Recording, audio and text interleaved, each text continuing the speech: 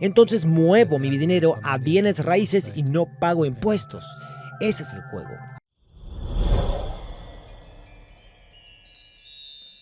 Háblanos un poco, basándote en tu experiencia, sobre la diferencia de mentalidad entre una persona rica y una persona pobre. Bueno, es un tema muy amplio, pero la razón principal por la que me convertí en empresario y tuve trabajos bien pagados. Navegué para Standard Oil, por aquel entonces estaba ganando alrededor de $48,000 al año, lo que en el 69 era un montón de dinero. Sí. Y entonces me uní al Cuerpo de Marines de los Estados Unidos para volar en Vietnam. Pude haber volado, la mayoría de mis amigos terminaron volando para United Airlines en el este y en el oeste. Todos han perdido sus trabajos y sus pensiones. Tenía los trabajos bien pagados, ese no era el problema. Me convertí en empresario por la oportunidad de aprender. No tenía que ir de 9 a 5 a ninguna oficina. Eso es a lo que me refiero. Empecemos por esto. Tu cultura familiar, tus valores familiares y la cultura asiática, si no tienes al menos una maestría. Y yo no tengo una maestría. Tengo un bachillerato en ciencia que significa BS. Pero aparte de eso, sencillamente me convertí en empresario porque era el mayor reto que podía asumir en cuanto a mi educación y desarrollo personal. Y no fue para ganar dinero, como ya he comentado. Mi primer negocio fue un negocio de carteras de nylon y velcro para surfistas. El error que cometí es que tuvo éxito y crecimos internacionalmente tan rápido que no pude financiar mi éxito. Así es como empecé a pedir dinero prestado, lo que era bueno. Empecé a aprender a reunir capital, aprendí a negociar una vez que estuve en Corea haciendo taekwondo. Iba a cualquier lado a negociar el tema de la producción porque estábamos fabricando en Hawái, donde el costo de fabricación era demasiado alto.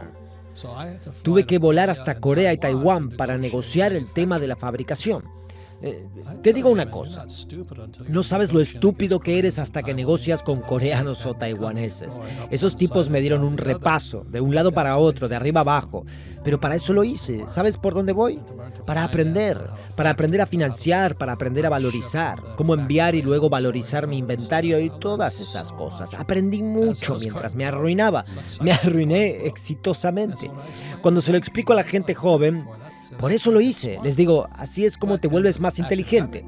Pero en esta cultura académica, acabamos de hablar de Jordan Peterson y de cómo se levanta contra los académicos.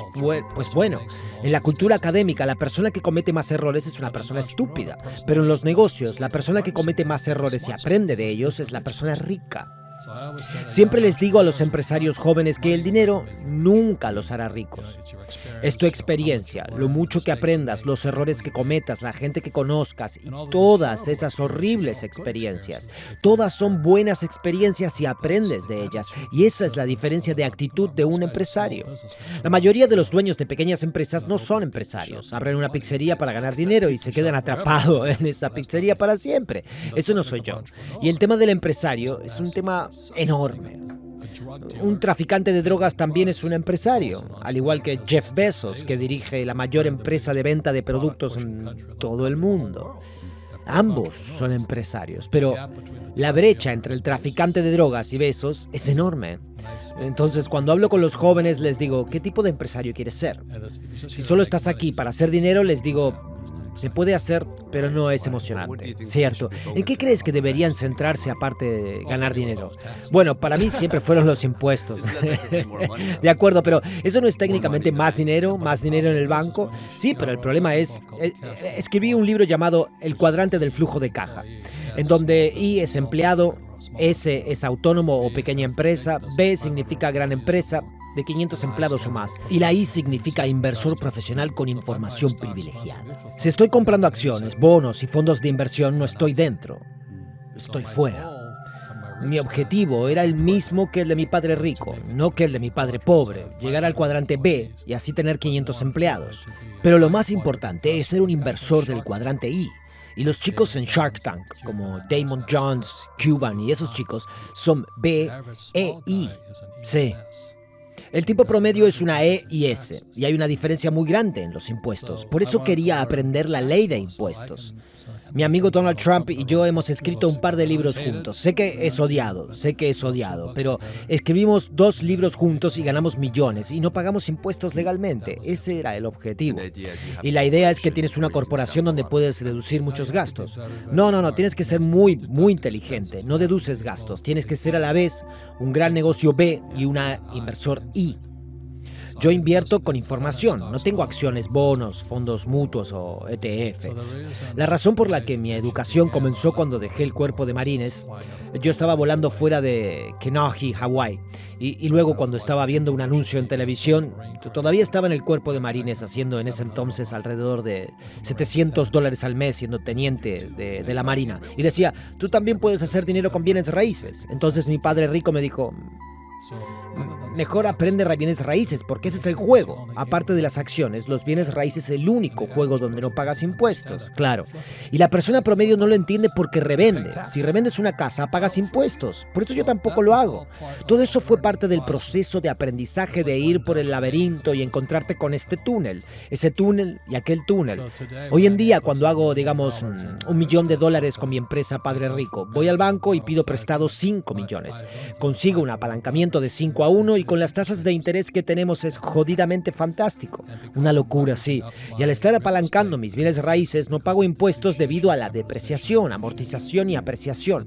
Esas son las cosas que aprendí de mi padre rico, mientras que mi padre pobre decía, obtén tu MBA. Duré, creo, unos 3 meses en el programa del MBA. Un día me desperté en clase y mis apuntes estaban borrosos. Todavía seguía volando para el cuerpo de marines. Todos los universitarios me escupían y me llamaban asesino de bebés y demás. Me desperté en clase. Era la clase de contabilidad y mis apuntes estaban borrosos porque se me había caído la baba. No estaba haciendo ni caso. Ese fue el último día de escuela para mí porque aprendí contabilidad trabajando para mi padre rico como aprendiz, al igual que Trump, sí. Somos aprendices. Entonces había contabilidad real frente a la contabilidad falsa que te enseñan en la escuela de negocios. Sí. La contabilidad real es cómo te aseguras de ganar mucho dinero y no pagar impuestos. Eso es. Ese es el juego, sí. Es criminal. Están cogiendo mucho dinero de tu generación. La deuda de los préstamos estudiantiles es ahora mayor que la deuda de las hipotecas subprime. Y para endeudar así a los jóvenes deberían agarrar a todos los profesores universitarios y fusilarlos al amanecer. Soy un marín. Eso es lo que le hacemos a los criminales. Solo estoy bromeando. Sí, pero es criminal lo que están haciendo. ¿Sabías que Harvard con sus dotaciones podría repartir educación gratuita durante 150 años y no cobrar nada? Pero en lugar de eso, toman a los mejores y más brillantes y los cargan con deudas. Si sus familias no pueden pagarlo, entonces están jodidos. Encima, no aprenderán nada sobre el dinero. Sí. Hay un libro llamado Tailspin de... ¿cómo es su nombre? No me acuerdo. Es un graduado de Yale. Además, cursó leyes en Yale. Escribió sobre cómo Yale está enseñando a las mentes jóvenes a crear derivados. No están enseñando sobre finanzas. Los derivados son los que Buffett llama armas financieras de destrucción masiva. Y todavía, a día de hoy, estamos produciendo 1.4 cuatrillones en derivados. Y encima de eso, los jóvenes están profundamente endeudados, ¿cierto? Y aún así todavía no hay educación financiera en nuestras escuelas. A diferencia de en las corporaciones, cuando un estudiante deja de pagar o entra en bancarrota, sigue debiendo el dinero de la escuela, ¿verdad? Es el peor tipo de deuda en el que te puedes meter porque no hay escapatoria. Me crucificarán por esto, pero tengo una quiebra en mi historial. Fue una bancarrota corporativa. Tengo 27 empresas. Por lo que quebrar una de 27 me parecía bastante bueno. Por supuesto, los periodistas es en todo lo que se centran, en que te has entrado en bancarrota. Les dije, déjame decirles algo, cerebros entumecidos. Existe la bancarrota personal y la bancarrota corporativa. No, pero estás en bancarrota. Sí, es todo lo que les importa, ¿verdad? Pero no saben la diferencia, sí. Estoy de acuerdo con Buffett cuando dice que si tienes periodistas estúpidos, tienes gente estúpida. absolutamente, absolutamente. Y por eso me encanta Jordan Peterson, porque ataca a los académicos. Me encanta ese tipo. Mira los titulares ahora mismo con el tema del corona y todo lo que está pasando. Es una locura. Dios, no, pero ¿sabes a dónde quiero llegar? Nuestros sistemas académicos están desconectados del mundo real. Esa es mi queja. Y junto a uno de mis mejores proyectos, un proveedor de préstamos estudiantiles está construyendo este proyecto que hace que mi casa parezca pequeña. Están construyendo algo enorme, masivo, y todo construido sobre la base de la recolección y el servicio de préstamos estudiantiles. Es enorme. Sí, y aún así ponen problemas, es decir, son mis vecinos, pero piensan que porque todo ese dinero proviene de los estudiantes pueden intimidarme. Bueno, soy un tipo de bienes raíces, nos defendemos. Invadieron mis servidumbres y mis límites. Tenemos más dinero, podemos pelear contigo todo el día. Dijeron, adelante, pero son tipos de préstamos estudiantiles, lo que me hace odiarlos aún más. Sí, sí, está pasando en Phoenix. Sí, este es el mayor problema con el sistema educativo, es tan anticuado que, es decir, he oído que el sistema educativo americano actual fue en realidad moldeado después del siglo XVIII dentro de Prusia. Sí, ¿cierto? Y creo que tuvo alguna influencia. Es decir, toda la idea es que el sistema americano es actualmente apodado al modelo de fábrica de la educación, por solo estar fabricando empleados y casi desalentando a las personas a pensar de una manera creativa en un mundo que, sin duda, prosperaría con la creatividad, porque todo va a ser automatizado de alguna manera. Es una locura. Es una locura. Hay ciertas cosas que... Una vez más, mi segundo libro es El cuadrante del flujo de caja. Y S están, y en el lado derecho están B e I. Y ahí es donde se encuadran tipos como Mark Cuban y Damon John. Son inversores profesionales que adquieren empresas, que financian empresas. Tienen lo que se llaman oficinas familiares, no empresas familiares u oficinas en casa. Son oficinas familiares. Yo tengo una oficina familiar. Cuando era joven, mi padre rico me dijo, algún día querrás tener una oficina familiar. ¿Y qué significa eso? Tengo una oficina. Dijo, no. Es el lugar donde tienes a todo un equipo moviendo tu dinero porque tienes demasiado entrando. La entrada de demasiado dinero también es un problema porque tienes que seguir moviéndolo. Tengo una oficina familiar y eso fue parte de todo el proceso de hacerse rico porque tuve que aprender a tener una oficina familiar. Y el tipo promedio tiene un 401k porque estoy pateando su trasero. No me importa si fue a Harvard. Le patearía el culo por un lado y por el otro, ganando millones sin pagar impuestos y sin dejar de mover mi dinero. Sí, hay tipos específicos de personas que deberían seguir yendo a la escuela y beneficiarse de ello. Si el coste es bajo, deberían evitarlo por completo. No. Es una muy buena pregunta, porque la cuestión es, ¿qué quieres llegar a ser? Si quieres ser un empleado, ve a la escuela. Ve a McGill, ve a Harvard, ve a Stanford. ¿Entiendes? Sí. ¿Quieres ser empresario? No sé a dónde tienes que ir. La forma en la que aprendí fue cuando me gradué de la Academia de la Marina Mercante de los Estados Unidos, aquí en Long Island. Entonces éramos los graduados mejor pagados del mundo. Todavía había barcos en el mar. Ahora todos los barcos han desaparecido porque nuestros salarios son demasiado altos. En 1969, cuando me gradué, ganaba $47,000 al año. Por aquel entonces era mucho dinero. Oh, wow, sí. Y los de mi otra promoción ganaban 120 al año porque llevaban bombarderos a Vietnam. Estuvieron en la zona creo que 18 meses. Todo estaba libre de impuestos. Tenías a un chico de 22 años ganando 120,000 al año libre de impuestos. ¿Hiciste 2 o 3 viajes? Habías terminado. En 2 o 3 años estabas afuera. Pero me fui a Stanford Oil y luego me fui a volar para el cuerpo de marines porque la guerra todavía estaba en marcha. Vi Vietnam y dije, caramba, quiero participar en esta.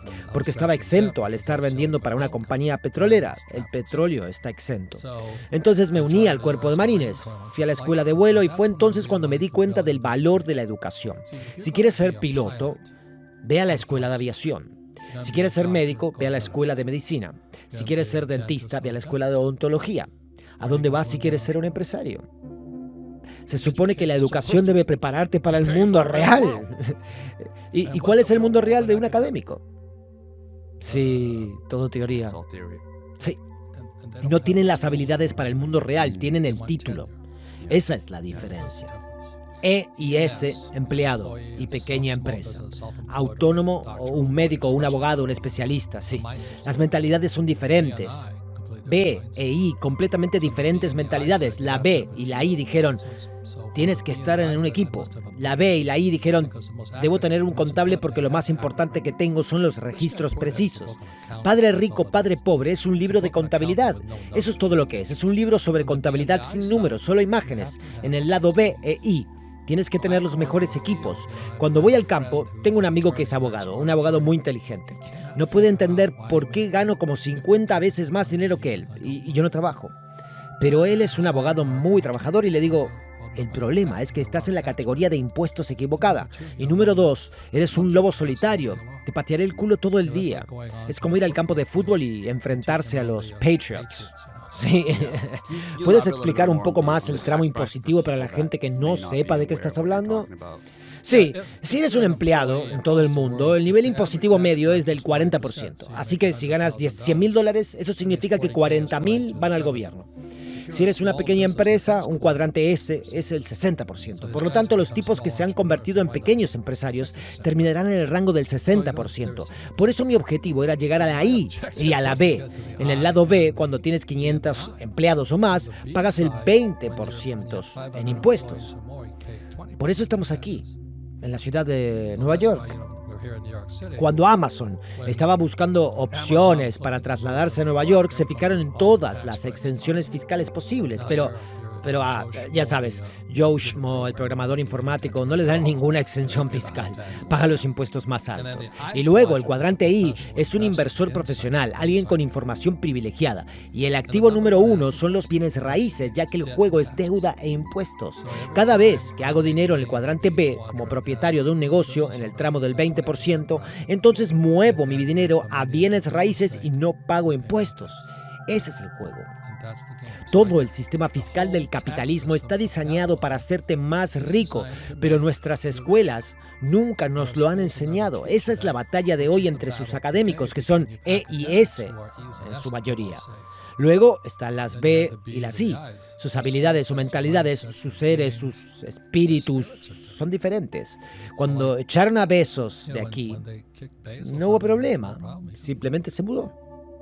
Sí, entonces para un empresario que quiere un día iniciar un negocio y está entendiendo al escucharte que el sistema escolar no va a darle lo que necesita, o un padre que nos esté viendo y no quiere que su hijo siga esa corriente, ¿qué deben hacer? ¿Deberían abandonar los estudios como yo hice e intentar crear su propia empresa asumiendo el riesgo?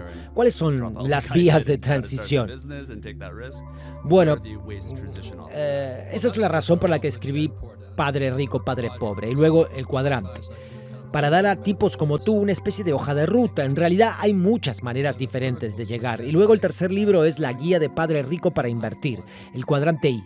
El cuadrante I es la clave, y como inversor profesional uso el cuadrante I para analizar los negocios. Acabo de invertir en una compañía de educación. Me dijeron, ¿ahora es un trader? ¿Qué es lo que te pasa? ¿Por qué estás invirtiendo en una empresa de educación? Respondí, ¿quién financia las empresas de educación? No lo sé. Dije, el gobierno. Por eso estas escuelas charter y demás son muy buenas inversiones, porque su fuente de ingresos es el gobierno, porque la Constitución dice que todos los niños deben tener una educación. Puede que les estén enseñando basura, pero me gusta la fuente de fondos. Porque estás al otro lado, solo bromeo. Porque estás al otro lado de la mesa, ¿cierto? Sí, al final me pregunto qué estoy buscando. El empresario no tiene habilidades, no tengo un doctorado, pero puedo vender, no puedo negociar, no tengo habilidades profesionales y demás. No me importa si tienes un doctorado, no voy a invertir en ti. Pero si me dices, el gobierno federal te va a dar $1 millón al mes para enseñar a los niños, de repente me gustas mucho porque es el gobierno federal. Un verdadero capitalista, ¿verdad? No soy tan mercenario, pero me acerco bastante. Estoy bastante cerca de eso. Y luego voy a invertir ese dinero en bienes raíces. Sí, hablemos de dinero. Hablamos de esta idea de la mentalidad rica. Entendemos lo roto que está el modelo educativo porque, en gran medida, como mencionamos, se remonta al siglo XVIII con Prusia y el sistema de fábricas. De lo que estás hablando, tenía dos propósitos. Uno para entrenar a los empleados y el segundo para entrenar a los soldados. La gente hace lo que se les dice sin pensar. De acuerdo, fue porque estaban luchando contra Prusia y se dieron cuenta de lo eficientes que eran los soldados en la guerra y querían seguir ese modelo. Bueno, también se llevaban a los granjeros. Verás, todo el asunto era agrario e industrial como hoy lo es tecnológico. En aquel entonces estaban tratando de conseguir que los agricultores, que eran bastante independientes y trabajaban para sí mismos, estaban tratando de entrenarlos para pasar del cuadrante S al de empleado o soldado. La gente hace lo que se les dice. Y el sistema educativo no se ha actualizado desde entonces. No, en realidad ha ido hacia atrás, en mi opinión. ¿En qué sentido? Bueno, están desinformando y maleducando. Verás, lo más importante para un empresario es que tienes que aprender a cometer errores. Y la escuela te castiga por cometer errores. Segundo, tienes que operar en equipo. Todo el mundo habla del equipo, excepto en la escuela. Si haces los exámenes en equipo, te llaman tramposo. Por lo tanto, tenemos esas dos construcciones mentales. El tipo promedio va por ahí con miedo de cometer un error y comienza un negocio. Y cometen errores, obviamente, pero no tienen un equipo. Y las probabilidades están en su contra, sí. Mi mujer y yo comenzamos con un contable. ¿Por qué un contable? Porque lo primero que debe tener un empresario son registros precisos. He conocido a muchos tipos que al llegar y preguntarle por sus registros no tenían ninguno, pero aún así querían que financiara su empresa. ¿Sin registros? ¿Sin números? Les pregunté cómo se supone que puedo saber si él es bueno o malo. Es un buen concepto, estamos haciendo mucho. Vamos a cambiar el mundo. Esto es como un concepto revolucionario.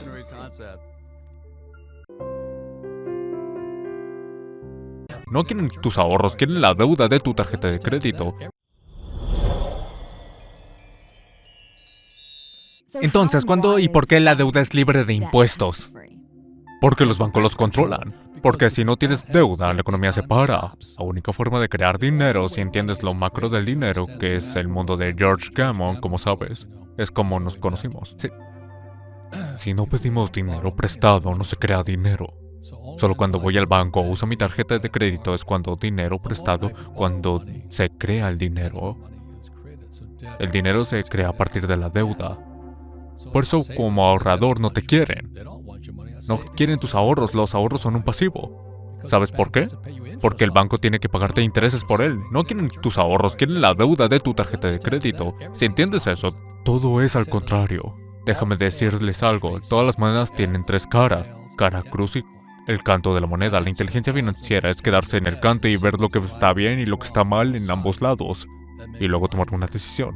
Pero nuestras escuelas dicen, esto está bien, esto está mal. Por eso los profesores ni siquiera saben lo que son. Creen en los sindicatos, miran a los pilotos que están en la huelga ahora mismo debido a los sindicatos. Yo nunca me uniría a un sindicato, no digo que esté mal, pero no soy comunista. No soy marxista.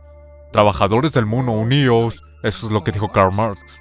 Las elecciones, Stalin dijo, lo que cuenta no es quién vota, sino quién cuenta los votos. Pero volviendo a la impresión de dinero, la inflación, no ahorrar dinero, mencionaste que en los últimos 2 años, desde COVID, se han impreso cantidades de dinero sin precedentes. ¿Qué recomendarías a la gente que hiciera ahora? ¿Qué deberían comprar? ¿Qué activos deberían comprar? No doy consejos financieros, siempre estoy en la Fox hablando del oro y la plata. El oro y la plata son el dinero de Dios. Luego está Bitcoin, que es el dinero de la gente, y luego está el dinero falso o moneda fiduciaria. El dólar estadounidense, la libra, el yen, el peso. Pero lo más importante es, lo diré de nuevo, el dinero es solo un lenguaje. Son solo palabras. Y las palabras son libres. Hasta que no cambies tu vocabulario en tu cabeza y aprendes el lenguaje del dinero. Como si me fuera a vivir a Japón, aprendería japonés. No hablo japonés, soy de 4ª generación. No tengo planes de mudarme a Japón porque su economía es peor que la nuestra. Por supuesto son buena gente y demás, pero simplemente no quiero vivir allí. Tampoco quiero vivir en Hawái porque es demasiado woke. Ahora que estoy aquí, en Miami, pienso que prefiero vivir aquí que en Hawái. Es genial, deberías mudarte. Me he mudado de Hawái, California y Oregon. Son todos tan de izquierdas. Son todos tan académicamente y políticamente correctos. Es nauseabundo. Simplemente no quiero estar cerca de ellos y no estoy diciendo que sean malas personas. Por favor, escuchad lo que digo. Tienes derecho. Luché en Vietnam 2 veces como piloto de helicóptero de la Marina. Caí 3 veces. Luché por la libertad. No luché por los republicanos, no luché por los demócratas, no luché por los liberales, no luché por los conservadores, luché por nuestra libertad. Si quieres ser comunista, eres libre de hacerlo. Eso es lo que significa la libertad. Si quieres ser capitalista, eres libre de hacerlo. Si lees el manifiesto comunista, venía en 2 etapas. En 1930 se dio la toma del poder académico. En 2020 fue Twitter. Y después... simplemente mira los hechos. Teniendo en cuenta que protegiste la libertad en Vietnam los últimos 2 años con el tema del COVID, deben haber sido impactantes para ti. Bueno, era una señal de que se acercaba. Por eso lo digo, muestro este libro no para venderlo. Pero odio cuando la gente dice, dije que sucedería. Yo digo, demuestra lo que dijiste. Esto es lo que hice. Esto es lo que hago. Respecto a la gente, no escuches lo que dice. Mira lo que hacen. Lo que están haciendo no es lo que están diciendo. Las palabras son baratas. Por eso digo lo que hice. Quiero mostraros lo que hice. Y eso fue en 2013, hace 9 años, y el mercado de valores se desplomó. No se va a tratar solo del mercado de valores. Afectará a los bienes raíces, a las acciones, a los fondos, a los bonos, acciones, fondos, bonos y algo más. Da igual, nos estamos estrellando ahora. Es como si Neiman Marcus estuviera de rebajas. Estoy emocionado. Sí, ese préstamo de $300 millones que pediste durante la crisis de 2008, esa increíble oportunidad. ¿Cómo se consigue pedir prestado tanto dinero? Y por otro lado, ¿cómo se gestiona un préstamo así? La propiedad paga por ello. Yo no pago nada. Y hay que entender que los bancos tienen que prestar dinero. No quieren tus ahorros. Deberías ahorrar dinero. ¿Por qué haría eso cuando tienen flexibilización cuantitativa, idiota? ¿Por qué haría eso cuando están imprimiendo más y más dinero que nunca en la historia del mundo? ¿Por qué ahorrar dinero es cuando Estados Unidos es la mayor nación deudora de la historia del mundo? Tienes que ser realmente estúpido. Probablemente fuiste a la escuela, probablemente eres un maestro de escuela. No digo que sean malas personas, simplemente no hablan el lenguaje del dinero. La razón por la que puedo pedir prestado ese dinero es porque cuando esa propiedad se vino abajo era un pasivo para el banco. Y yo dije, adivinad bonitos, dadnos el dinero y arreglaremos el problema. Respondieron, ¿cuánto quieres? Estoy usando números redondos porque fue hace algún tiempo. Pero digamos que fueron unos $20 millones. Me dieron el dinero para todo y para arreglarlo.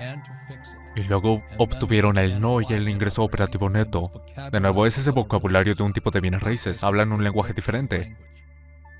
Así que los tipos de los bienes raíces dicen no y ese vocabulario son palabras. Las palabras son gratis. Aprende el idioma.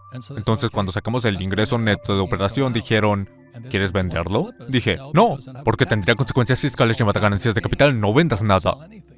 Pedimos prestado los $20 millones y compramos 10 propiedades más. Así es como te haces rico. Tienes que aprender el lenguaje, el vocabulario del dinero y fijarte en no lo que estoy diciendo, sino lo que estoy haciendo. ¿Y es por las ganancias de capital por la que no tocarías el mercado de valores? O por ejemplo, Amazon, Tesla... No confío en el mercado de valores. No te fías. Puedo crear mis propios activos. Soy un empresario en todas reglas. No significa que no tenga acciones, pero son acciones de la empresa que he creado. El 8 de julio de 2022 hice pública mi primera empresa en la bolsa de Nueva York. Ya había hecho pública otra con anterioridad en la bolsa de Toronto. Soy un capitalista, soy un empresario. Hice pública mi mina de oro en la bolsa de Nueva York con la ayuda de un amigo mío canadiense. Y la mina de oro está esta vez en Provo, Utah, tierra mormona. Oh, eres antirreligión. No, solo dije que son mormones por ahí. Mis amigos son mormones, me gustan los mormones, en realidad cualquiera que no sea comunista, pero de todos modos los mormones son muy buenos con el dinero como regla general. De acuerdo, son muy buenos. Pero hablamos de una mina de oro de 140 años, estábamos sentados allí y un amigo de Canadá llamó a un joven de la edad de tu hermano. Nos llamó de vuelta y nos dijo, ¿sabes qué? Creo que perdieron la beta. Dije, ¿qué? Hace 140 años perdieron la beta.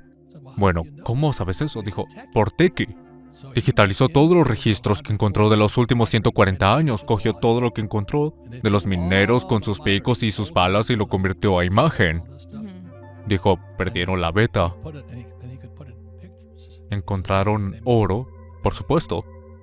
Fue una buena mina de oro con una alta producción durante 140 años, pero la beta más grande estaba a 7 pies. Oh, wow. Todo lo que hicieron fue extenderse 7 pies a ambos lados y dije, oh, Dios mío, es la mina de oro más rica del mundo. La conseguimos por nada y la hicimos pública. Increíble, así que no necesitas el mercado de valores. Sí, para vender tus propias acciones, para poder compartirlo, así es. Tony Robbins es un grande de los ETFs y demás. Es lo que vende su hijo. Sí, siempre hay una agenda detrás. Tony es un buen tipo, un chico inteligente, pero no es un capitalista como yo. Es decir, él no hace públicas Las empresas. las empresas. Si te pago, pensarás como un empleado. Sí. Y tu cerebro cambiará y si aprendes a no trabajar nunca por dinero, serás un hombre rico. Esto es fascinante. ¿Puedes explicar esta filosofía con más detalle? ¿Qué cambia en el cerebro cuando alguien te da un salario? Bueno, en primer lugar, los salarios están sujetos a impuestos. Ahí lo tienes, vale. Y luego te vuelves adicto a ello. Mira a la gente que tiene problemas hoy en día. Están aterrorizados de perder su sueldo. Si nunca has tenido un salario, no te preocupes. No necesitas un cheque. Puedes ir a un banco y pedir dinero prestado. Puedes crear un activo y venderlo, siempre y cuando no tenga que pagar ganancias de capital. Pero otra vez, permitidme decir esto. El dinero es un lenguaje, es un vocabulario. Las palabras son libres. Si no cambias las palabras, el vocabulario en tu cabeza, es como si yo estuviera sentado en Japón preguntándome por qué nadie me habla. Bueno, yo no hablo japonés. Yo diría que el 90% de la gente, sobre todo aquí, son propietarios de pequeñas empresas.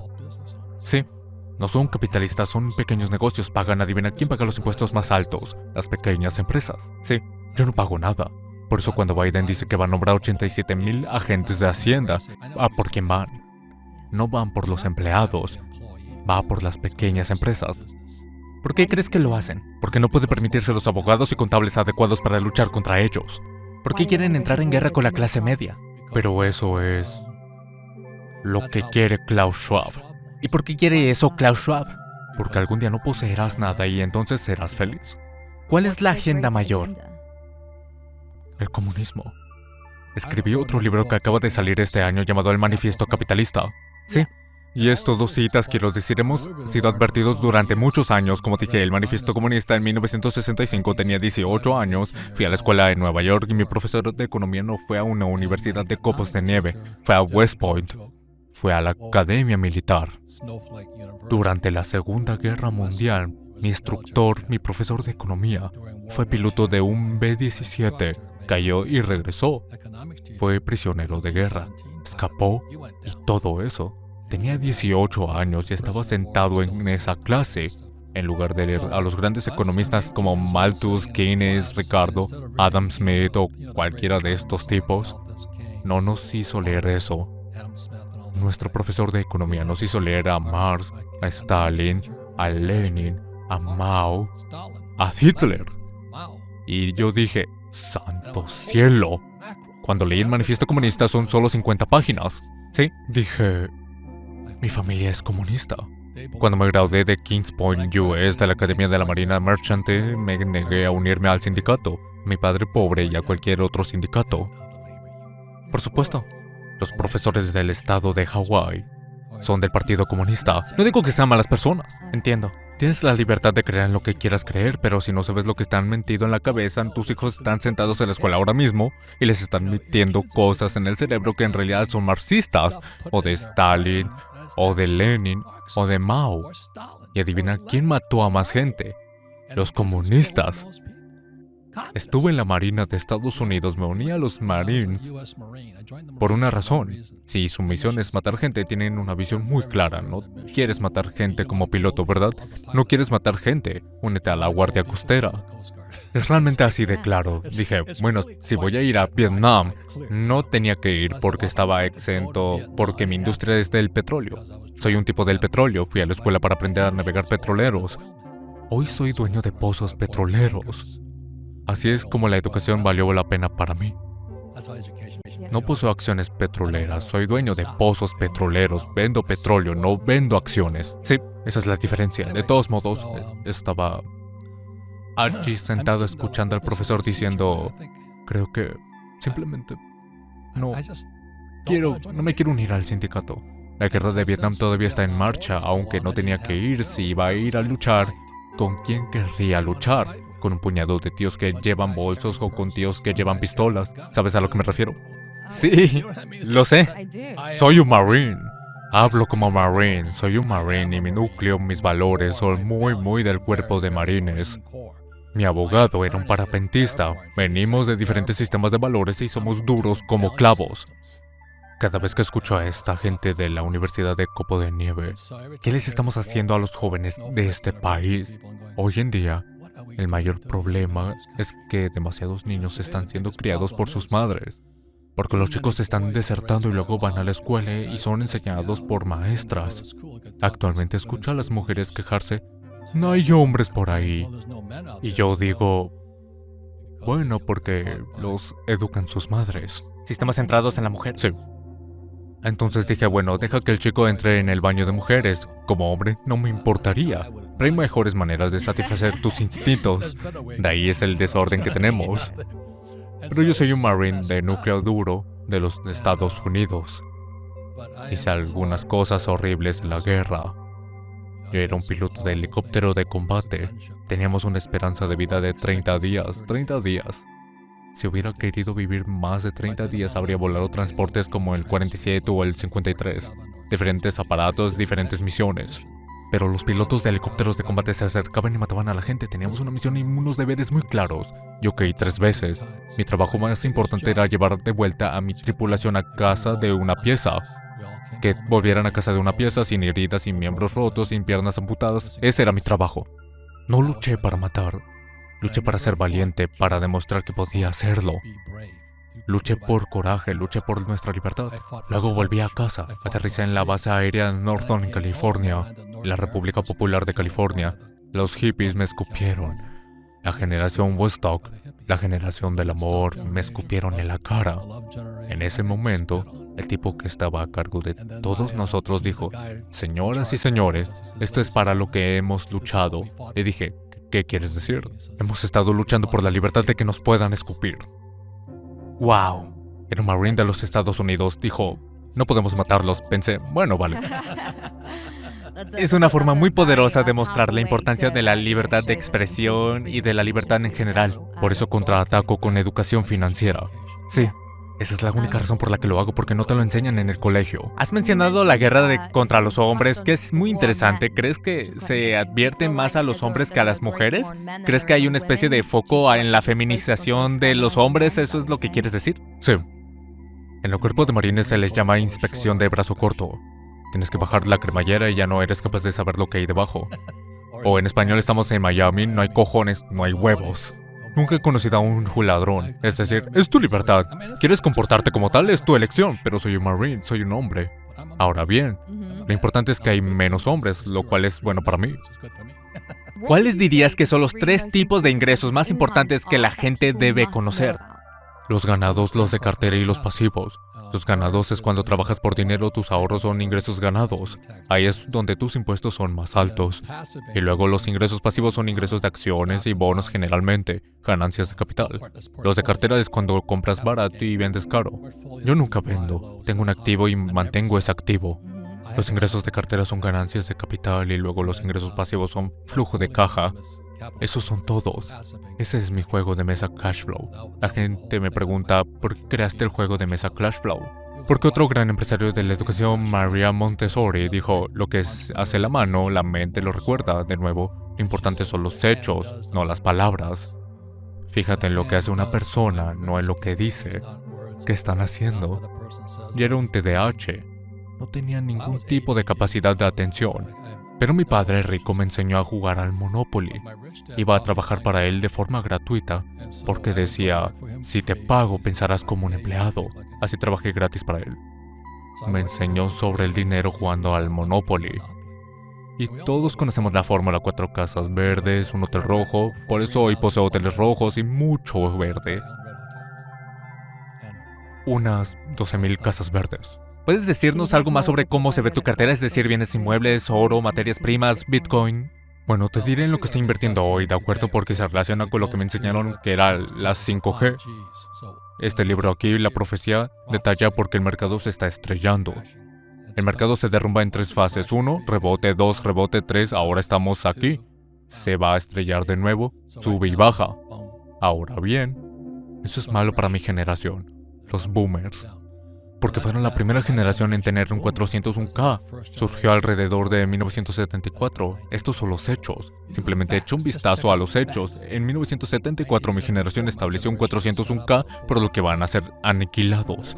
Si tus padres son de mi generación, es posible que tengas nuevos compañeros de piso. Van a perder sus casas. Van a perderlo todo. La otra cosa que les va a pasar es que el mayor gasto se da en los últimos 10 años de vida. Los gastos médicos, con esto.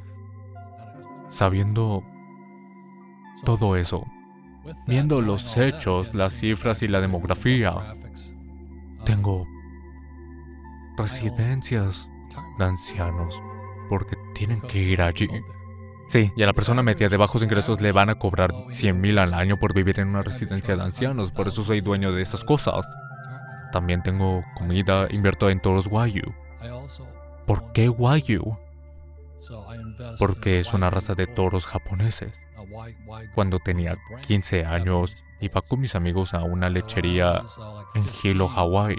Allí vimos al toro. Lo único que tenía que hacer es quedarse quieto para que le trajeran las vacas. Lo único que hacía durante todo su día era mantener relaciones sexuales. Teníamos 15 años, por lo que era lógico de mayores que hiciéramos ser toros de cría. Sí. Éramos niños, no sabíamos, pero parecía divertido. A los años sí, por la experiencia compré un toro Wagyu. Lo que hacemos es vender el semen que previamente ha sido empaquetado. Oh vaya, el semen de una sola eyaculación puede fecundar como a 100 vacas. Y yo consigo un porcentaje de cada ternero. Eso es increíble. Eso es comida. ¿Y por qué Wagyu? Porque es una marca. Los ricos siempre tendrán dinero. Vivo en un lugar donde las marcas importan. Vivo en un lugar llamado Rice Island, en Carolina del Sur. Porque ahí es donde los ricos pasan el rato. Hay un libro llamado La Rebelión de Atlas que narra cómo cuando el crash llega, el capitalismo se esconde. Cuando encontré Rice Island, en Carolina del Sur, dije, aquí es donde se esconden. Mis vecinos de al lado son capitalistas de núcleo dura, gente rica. Por desgracia, como sabéis, debido a los disturbios y demás, los pobres están siendo masacrados en las ciudades. Es realmente aterrador lo que está sucediendo hoy en día. Entonces muevo mi dinero a bienes raíces y no pago impuestos. Ese es el juego.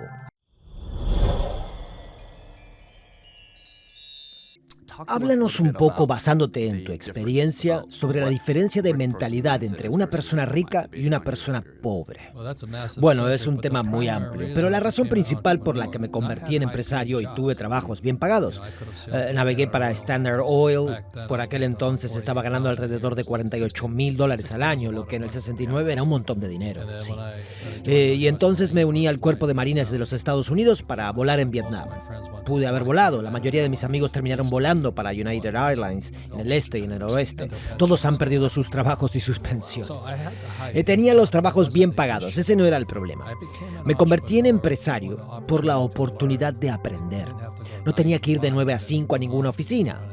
Eso es a lo que me refiero. Empecemos por esto. Tu cultura familiar, tus valores familiares y la cultura asiática, si no tienes al menos una maestría. Y yo no tengo una maestría. Tengo un bachillerato en ciencia que significa BS. Pero aparte de eso, sencillamente me convertí en empresario porque era el mayor reto que podía asumir en cuanto a mi educación y desarrollo personal. Y no fue para ganar dinero, como ya he comentado. Mi primer negocio fue un negocio de carteras de nylon y velcro para surfistas. El error que cometí es que tuvo éxito y crecimos internacionalmente tan rápido que no pude financiar mi éxito. Así es como empecé a pedir dinero prestado, lo que era bueno. Empecé a aprender a reunir capital, aprendí a negociar una vez que estuve en Corea haciendo taekwondo. Iba a cualquier lado a negociar el tema de la producción porque estábamos fabricando en Hawái, donde el costo de fabricación era demasiado alto. Tuve que volar hasta Corea y Taiwán para negociar el tema de la fabricación. Te digo una cosa, no sabes lo estúpido que eres hasta que negocias con coreanos o taiwaneses. Esos tipos me dieron un repaso, de un lado para otro, de arriba abajo, pero para eso lo hice. ¿Sabes por dónde voy? Para aprender a financiar, para aprender a valorizar, cómo enviar y luego valorizar mi inventario y todas esas cosas. Aprendí mucho mientras me arruinaba, me arruiné exitosamente. Cuando se lo explico a la gente joven, por eso lo hice. Les digo, así es como te vuelves más inteligente. Pero en esta cultura académica, acabamos de hablar de Jordan Peterson y de cómo se levanta contra los académicos. Pues bueno, en la cultura académica, la persona que comete más errores es una persona estúpida. Pero en los negocios, la persona que comete más errores y aprende de ellos es la persona rica. Siempre les digo a los empresarios jóvenes que el dinero nunca los hará ricos. Es tu experiencia, lo mucho que aprendas, los errores que cometas, la gente que conozcas y todas esas horribles experiencias. Todas son buenas experiencias si aprendes de ellas, y esa es la diferencia de actitud de un empresario. La mayoría de los dueños de pequeñas empresas no son empresarios. Abren una pizzería para ganar dinero y se quedan atrapados en esa pizzería para siempre. Eso no soy yo. Y el tema del empresario es un tema enorme. Un traficante de drogas también es un empresario, al igual que Jeff Bezos, que dirige la mayor empresa de venta de productos en todo el mundo. Ambos son empresarios, pero la brecha entre el traficante de drogas y Bezos es enorme. Entonces, cuando hablo con los jóvenes, les digo, ¿qué tipo de empresario quieres ser?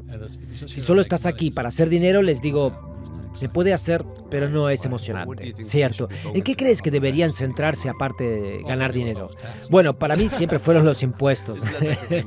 De acuerdo, pero ¿eso no es técnicamente más dinero en el banco? Sí, pero el problema es, escribí un libro llamado El cuadrante del flujo de caja, en donde I es empleado, S es autónomo o pequeña empresa, B significa gran empresa, de 500 empleados o más, y la I significa inversor profesional con información privilegiada. Si estoy comprando acciones, bonos y fondos de inversión, no estoy dentro, estoy fuera.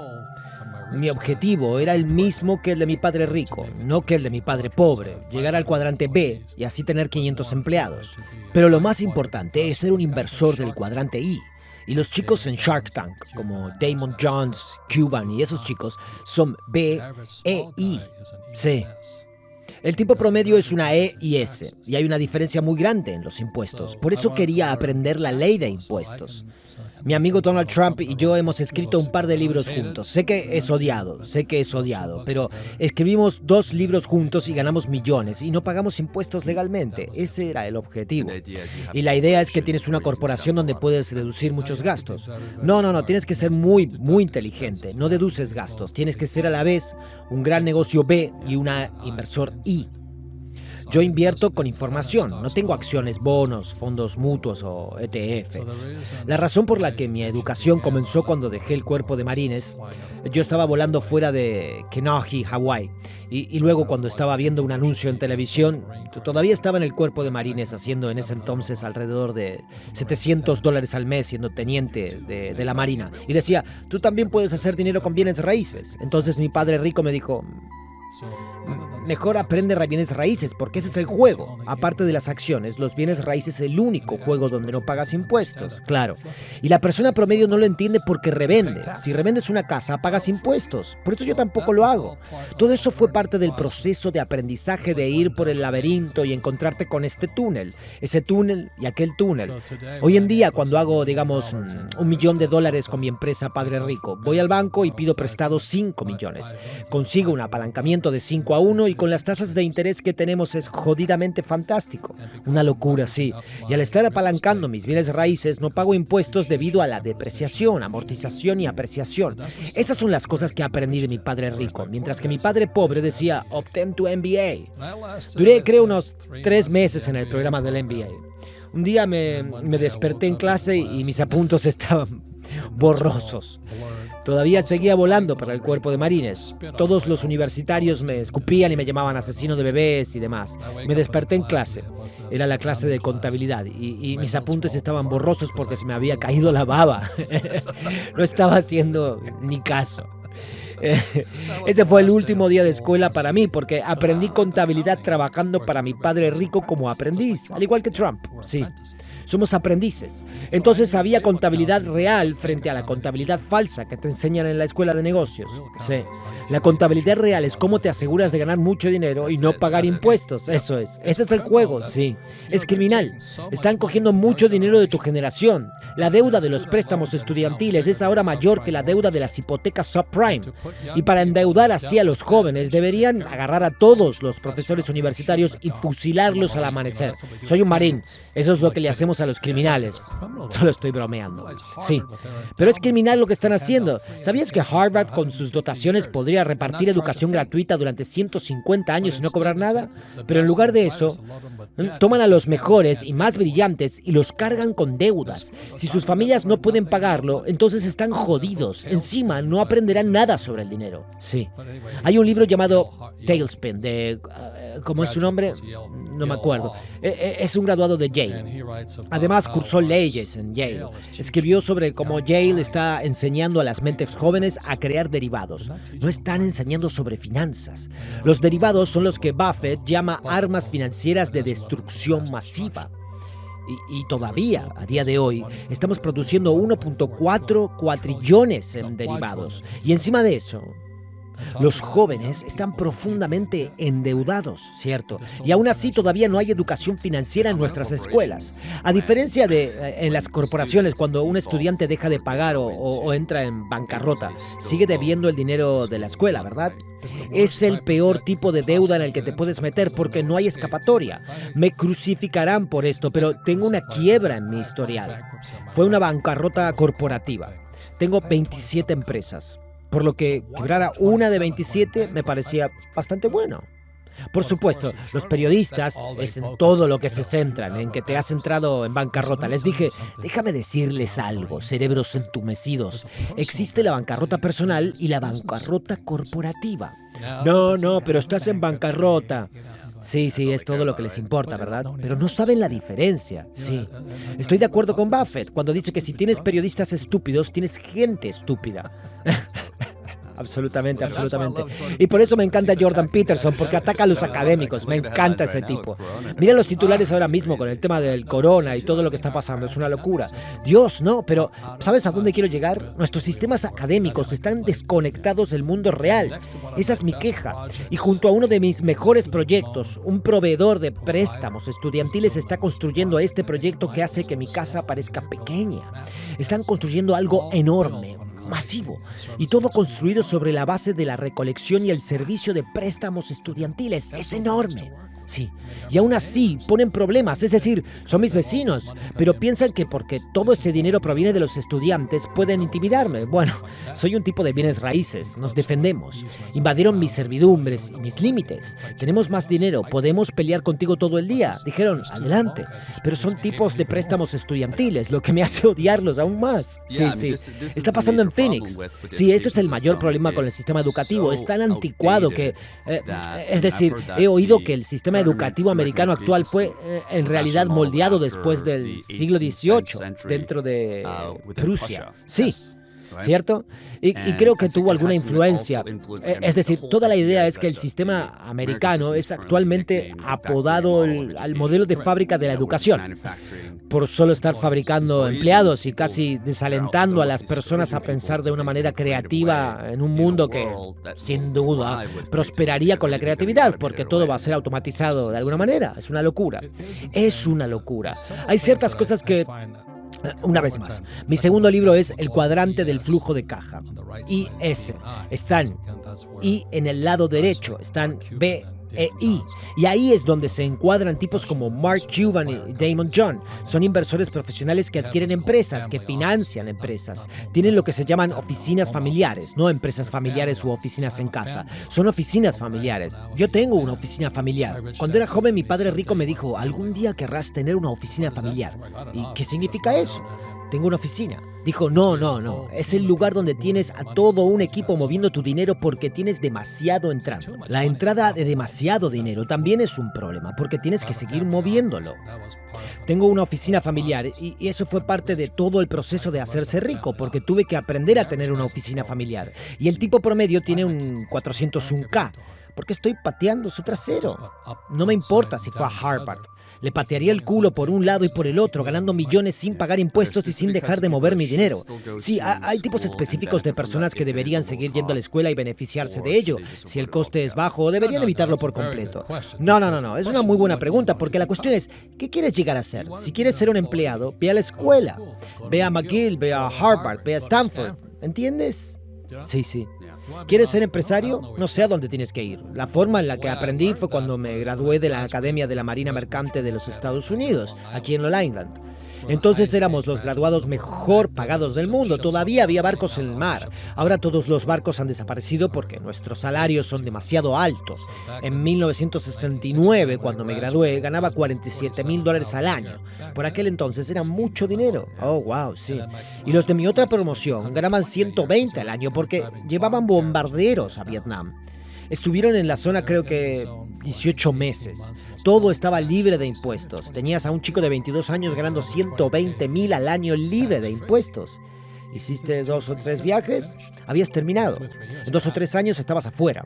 Pero me fui a Stanford Oil y luego me fui a volar para el cuerpo de marines porque la guerra todavía estaba en marcha. Vi Vietnam y dije, caramba, quiero participar en esta. Porque estaba exento al estar vendiendo para una compañía petrolera. El petróleo está exento. Entonces me uní al cuerpo de marines. Fui a la escuela de vuelo y fue entonces cuando me di cuenta del valor de la educación. Si quieres ser piloto, ve a la escuela de aviación. Si quieres ser médico, ve a la escuela de medicina. Si quieres ser dentista, ve a la escuela de odontología. ¿A dónde vas si quieres ser un empresario? Se supone que la educación debe prepararte para el mundo real. ¿Y cuál es el mundo real de un académico? Sí, todo teoría. Sí. No tienen las habilidades para el mundo real, tienen el título. Esa es la diferencia. E y S, empleado y pequeña empresa. Autónomo o un médico, un abogado, un especialista, sí. Las mentalidades son diferentes. B e I, completamente diferentes mentalidades. La B y la I dijeron, tienes que estar en un equipo. La B y la I dijeron, debo tener un contable porque lo más importante que tengo son los registros precisos. Padre rico, padre pobre es un libro de contabilidad. Eso es todo lo que es. Es un libro sobre contabilidad sin números, solo imágenes. En el lado B e I.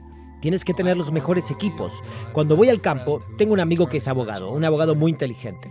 No puede entender por qué gano como 50 veces más dinero que él, y yo no trabajo. Pero él es un abogado muy trabajador y le digo, el problema es que estás en la categoría de impuestos equivocada. Y número 2, eres un lobo solitario. Te patearé el culo todo el día. Es como ir al campo de fútbol y enfrentarse a los Patriots. Sí. ¿Puedes explicar un poco más el tramo impositivo para la gente que no sepa de qué estás hablando? Sí, si eres un empleado en todo el mundo, el nivel impositivo medio es del 40%. Así que si ganas $100,000, eso significa que 40,000 van al gobierno. Si eres una pequeña empresa, un cuadrante S es el 60%. Por lo tanto, los tipos que se han convertido en pequeños empresarios terminarán en el rango del 60%. Por eso mi objetivo era llegar a la I y a la B. En el lado B, cuando tienes 500 empleados o más, pagas el 20% en impuestos. Por eso estamos aquí, en la ciudad de Nueva York. Cuando Amazon estaba buscando opciones para trasladarse a Nueva York, se fijaron en todas las exenciones fiscales posibles, pero ya sabes, Joe Schmo, el programador informático, no le dan ninguna exención fiscal, paga los impuestos más altos. Y luego el cuadrante I es un inversor profesional, alguien con información privilegiada, y el activo número 1 son los bienes raíces, ya que el juego es deuda e impuestos. Cada vez que hago dinero en el cuadrante B, como propietario de un negocio, en el tramo del 20%, entonces muevo mi dinero a bienes raíces y no pago impuestos. Ese es el juego. Todo el sistema fiscal del capitalismo está diseñado para hacerte más rico, pero nuestras escuelas nunca nos lo han enseñado. Esa es la batalla de hoy entre sus académicos, que son E y S en su mayoría. Luego están las B y las I. Sus habilidades, sus mentalidades, sus seres, sus espíritus son diferentes. Cuando echaron a Bezos de aquí, no hubo problema, simplemente se mudó. Sí, entonces para un empresario que quiere un día iniciar un negocio y está entendiendo al escucharte que el sistema escolar no va a darle lo que necesita, o un padre que nos esté viendo y no quiere que su hijo siga esa corriente, ¿Qué deben hacer? ¿Deberían abandonar los estudios como yo hice e intentar crear su propia empresa asumiendo el riesgo? ¿Cuáles son las vías de transición? Bueno, esa es la razón por la que escribí Padre Rico, Padre Pobre y luego El Cuadrante. Para dar a tipos como tú una especie de hoja de ruta. En realidad hay muchas maneras diferentes de llegar. Y luego el tercer libro es la guía de Padre Rico para invertir, el cuadrante I. El cuadrante I es la clave. Y como inversor profesional, uso el cuadrante I para analizar los negocios. Acabo de invertir en una compañía de educación. Me dijeron, ¿ahora es un trader? ¿Qué es lo que te pasa? ¿Por qué estás invirtiendo en una empresa de educación? Respondí, ¿quién financia las empresas de educación? No lo sé. Dije, el gobierno. Por eso estas escuelas charter y demás son muy buenas inversiones, porque su fuente de ingresos es el gobierno, porque la Constitución dice que todos los niños deben tener una educación. Puede que les estén enseñando basura, pero me gusta la fuente de fondos. Porque estás al otro lado, solo bromeo. Porque estás al otro lado de la mesa, ¿cierto? Sí, al final me pregunto qué estoy buscando. El empresario no tiene habilidades, no tengo un doctorado, pero puedo vender, no puedo negociar, no tengo habilidades profesionales y demás. No me importa si tienes un doctorado, no voy a invertir en ti. Pero si me dices, el gobierno federal te va a dar $1 millón al mes para enseñar a los niños, de repente me gustas mucho porque es el gobierno federal. Un verdadero capitalista, ¿verdad? No soy tan mercenario, pero me acerco bastante. Estoy bastante cerca de eso. Y luego voy a invertir ese dinero en bienes raíces. Sí, hablemos de dinero. Hablamos de esta idea de la mentalidad rica. Entendemos lo roto que está el modelo educativo porque, en gran medida, como mencionamos, se remonta al siglo XVIII con Prusia y el sistema de fábricas. De lo que estás hablando tenía dos propósitos. Uno para entrenar a los empleados y el segundo para entrenar a los soldados. La gente hace lo que se les dice sin pensar. De acuerdo. Fue porque estaban luchando contra Prusia y se dieron cuenta de lo eficientes que eran los soldados en la guerra y querían seguir ese modelo. Bueno, también se llevaban a los granjeros. Verás, todo el asunto era agrario e industrial como hoy lo es tecnológico. En aquel entonces estaban tratando de conseguir que los agricultores, que eran bastante independientes y trabajaban para sí mismos, estaban tratando de entrenarlos para pasar del cuadrante S al de empleado o soldado. La gente hace lo que se les dice. Y el sistema educativo no se ha actualizado desde entonces. No, en realidad ha ido hacia atrás, en mi opinión. ¿En qué sentido? Bueno, están desinformando y maleducando. Verás, lo más importante para un empresario es que tienes que aprender a cometer errores. Y la escuela te castiga por cometer errores. Segundo, tienes que operar en equipo. Todo el mundo habla del equipo, excepto en la escuela. Si haces los exámenes en equipo, te llaman tramposo. Por lo tanto, tenemos esas dos construcciones mentales. El tipo promedio va por ahí con miedo de cometer un error y comienza un negocio. Y cometen errores, obviamente, pero no tienen un equipo. Y las probabilidades están en su contra, sí. Mi mujer y yo comenzamos con un contable. ¿Por qué un contable? Porque lo primero que debe tener un empresario son registros precisos. He conocido a muchos tipos que al llegar y preguntarle por sus registros no tenían ninguno, pero aún así querían que financiara su empresa. ¿Sin registros? ¿Sin números? Les pregunté, ¿cómo se supone que puedo saber si él es bueno o malo? Es un buen concepto, estamos haciendo mucho. Vamos a cambiar el mundo. Esto es como un concepto revolucionario. Espero que hayas disfrutado del vídeo. Asegúrate de darle al botón de suscribirte para ver más vídeos increíbles como este. Esto ha sido Mentes Brillantes. Gracias por vernos.